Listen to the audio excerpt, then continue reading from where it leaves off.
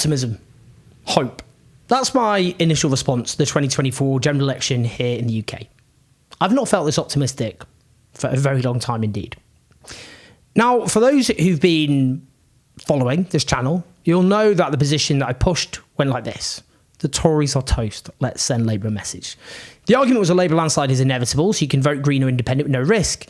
And I backed the We Deserve Better campaign to that end. The strategy was about reassurance because a lot of people who are angry with Labour maintaining Tory policies and, for example, being complicit in Israel's genocide, feared that if they voted for what they actually believed in, then the Tories would win, and that's the last thing they wanted to go through all over again. Let's sum up what's happened. Firstly, the Conservatives have been shattered. Never has an electoral defeat been so deserved.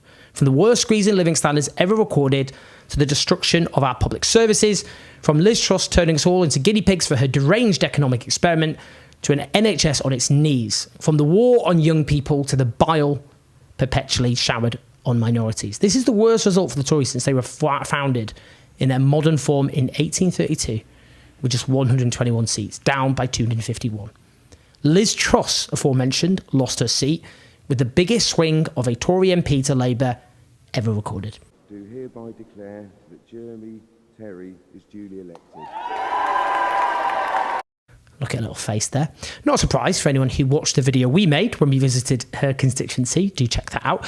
Another political fatality, Jacob Rees-Mogg. May I begin by giving my warmest congratulations to Dan Norris, who has been a servant of North East Somerset, or Wandsdyke as it then was. Very sad. Goodbye to Cabinet Ministers Penny Mordaunt. To come in, but they're falling thick and fast now, Brandon Lewis. Do you want to go and lie in a darkened room? And Bilbo Baggins, Thomas the Tank Engine, or Grant Shapps, whatever you call yourself. Lewin Andrew Allen, Labour Party, 19,877. But here's why we should be excited, very excited. The Green Party had one seat they were defending, Brighton Pavilion, which I must tell you they were nervous about because it was held by Caroline Lucas, by far the most prominent politician. And she had stood down. And obviously she's got big local cut through. But in the end, they won Brighton Pavilion with a 14,000 plus majority. But they also won 3 new seats. They won Waveney Valley and North Herefordshire off the Conservatives. And their co-leader, Carla Denyer, won in Bristol Central, defeating Labour's shadow cabinet minister, Thangan Debonair. Now, for anyone who watched our video about Bristol Central, this wouldn't have been a surprise. This victory really, really mattered. As one local journalist in Bristol wrote, another point missed by the many Westminster and other local media on Bristol Central is the question, why are Labour throwing the absolute kitchen sink at it? That is Bristol Central, and not as much as 4 seats around Bristol where they could beat Tories. I thought it was obvious why. The 2028 election. He goes on to say the 2028 or 29 election will see a centre-ground Labour defending their majority from whatever is on the right by then, but also from the Greens on the left. A 2024 Green victory in Bristol Central will tell left-leaning voters in cities everywhere, same as possible there. Well, indeed. Which is why I'm at least as excited about the Greens coming second behind Labour in, I believe, 47 seats, including the 4 other Bristol seats, including some whopping big voting shares, like over 30% in Bristol East, over a quarter in Huddersfield, over a quarter in Sheffield Central, as well as huge vote shares in London seats, like in Hackney, in Lewisham, in Walthamstow, indeed my constituency of Islington South, in Merseyside, Leeds, and elsewhere as well. Now, this is the really astonishing fact. In the vast majority of these seats, the Greens barely campaigned at all. They sent basically all their campaigners to their 4 target seats. Why does this matter? Well, at best, it puts, well, at worst, actually, worst, the most modest aspiration is it puts pressure on those Labour MPs. They now know the second place candidates in their constituencies are Greens, rather than, say, Tories or Reform. So they have to fight them for votes. That puts them under pressure on, say, taxing the rich, public investment, public ownership, tuition fees, housing, poverty, workers' rights, the climate emergency, Israel's war crimes, you name it. But the Greens become contenders in all those seats. Voters now see them as viable options. The whole vote Labour or the Tories win argument loses salience when the Tories have been defeated in a landslide and the Greens are coming second in your local constituency. The Greens also get more national visibility because of their breakthrough and hopefully more campaigners and more money and resources. They stop being seen as a wasted vote. I had that in Islington South speaking to people. Oh, it seems like a wasted vote. Well, it seems like when they get like 4%, which is what they got here in 2019, but now they've got 17.5%. So basically, there are dozens of seats the Greens could take from Labour alone at the next election. And then there's the independents. As many of you will know, we covered Jeremy Corbyn's campaign, and the point I emphasised there was the big danger of complacency. There was this sense of that, well, of course he'll win his seat, or, come on, sure, he's got huge popularity there. But, since 1950, only 3 independent candidates have won in a competitive contest in a general election. That is where another party hasn't stood down for them. So like Labour did for Martin Bell when he stood against Neil Hamilton in Tatton in 1997, so that doesn't count. Now, Jeremy didn't have a party machine behind him, and Labour threw everything at that seat out of spite. All the worst people in the Labour Party flooded through Islington North, the briefcase-wielding hacks, the management consultants, lobbyists, the sort of people who'd sell their own mother on eBay for a safe seat, who could have spent time, campaigning against Farage or against the Tories, and they wasted their life campaigning in Islington North instead. There's also the point that Jeremy actually delayed launching his campaign because of loyalty to the Labour Party, a point which a lot of his critics never quite grasped or understood. That put him at a big disadvantage. He should have, he should have launched early, but he won a big majority in the end, so, probably fine in the end. They were also, a lot of local voters thought Jeremy was still the Labour candidate, and accordingly voted Labour. And they were also told, those voters, that they'd let the Tories in by voting for him, even though the Tories are nowhere in Islington North. Total nonsense. Islington North also has got a huge turnover of voters. That's probably the biggest problem. I saw one estimate that 40% of its voters are different compared to last time. A lot of people don't know what constituency they're in, let alone who their MP is. But he won decisively, a landslide, against formidable odds. Now let's listen to Peter Mandelson, the Prince of Darkness, who spent himself much time campaigning to try and stop Jeremy getting elected. Let's hear what he had to say. To Mandelson. See Praful Nagun, the Labour candidate, be elected, because he would have been an excellent MP for Islington North. Like many other people, I canvassed for him, I worked for him, and he really is first rate. My only consolation in this result is that Jeremy Corbyn is not a Labour MP and never will be. What went wrong here for Labour, though? What went wrong was very clear to anyone who knocked on any door. You kept on knocking on the door, saying to people, can I ask you how you're going to vote? And they said, yes, we're going to be voting Labour. We've always been Labour. We're backing Labour.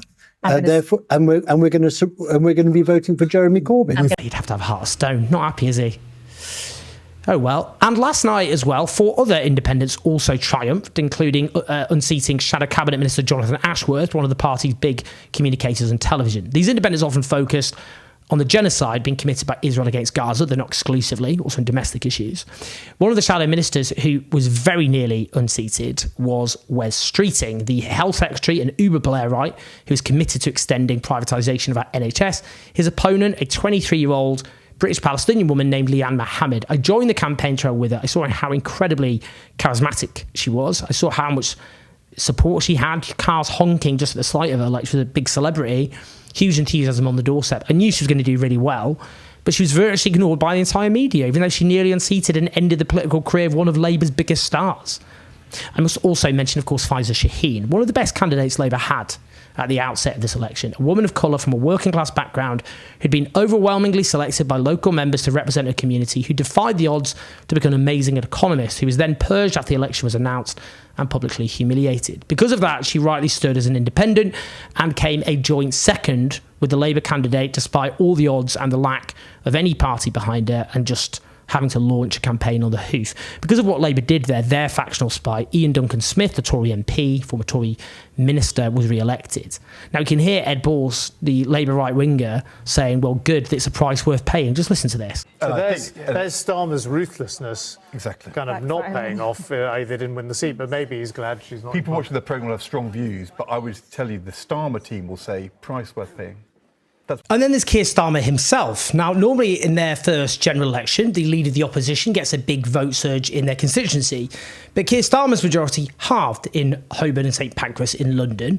The left-wing candidate, Andrew Feinstein, came second with over 7,000 votes, and the Greens came third with over the 4,000 votes. Let's have a little look. Keir Starmer, Labour Party, 18,800. Now, the Starmerites will crow now. And that's just quite interesting because a lot of them, clearly the big perk of the evening as they saw it with the election, was they thought that the left would be deeply upset and traumatised by Labour winning a big landslide, and they were just going to enjoy this big meltdown and the tears of Corbynites. That's what they were kind of set up to do, and that was robbed from them because the left is happier and more optimistic now than we've been since 2017. Greens did much better than expected. The Independents did much better than expected. Clearly, there's a big left constituency that exists, and that's not including a lot of people who voted Labour holding their nose just to keep the Tories out. But they still tried to do it, because that was all they had. They don't have any optimistic policies to be excited about, so that's all they got.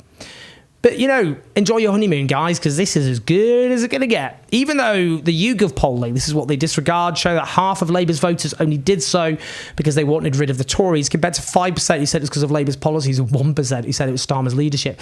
Even though the polling shows Starmer's less popular than Corbyn was at the end of the 2017 election, even though Labour won the same share of the vote as they did in 2019, which was deemed catastrophically low levels, only winning a landslide thanks in large part to Nigel Farage splitting the right-of-centre vote.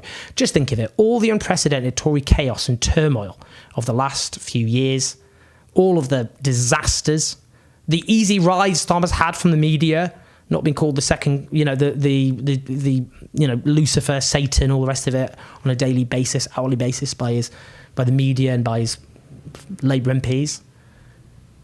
And they got less votes, Labour, in absolute terms than 2019, even though the voting population is bigger.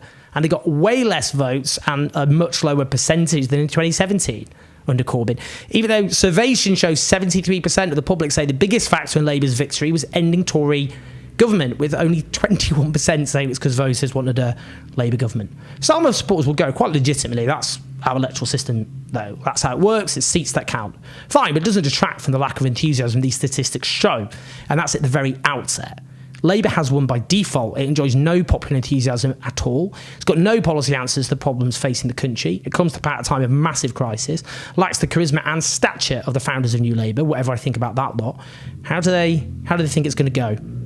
And well, to end, the fear, of course, is how well Nigel Farage's reform did, surging across the country, coming second place in many seats, poised to win them off Labour or the Tories next time. If we don't get our act together, they will. That's why the fate of Starmerism is a massive challenge, because of who could fill the vacuum.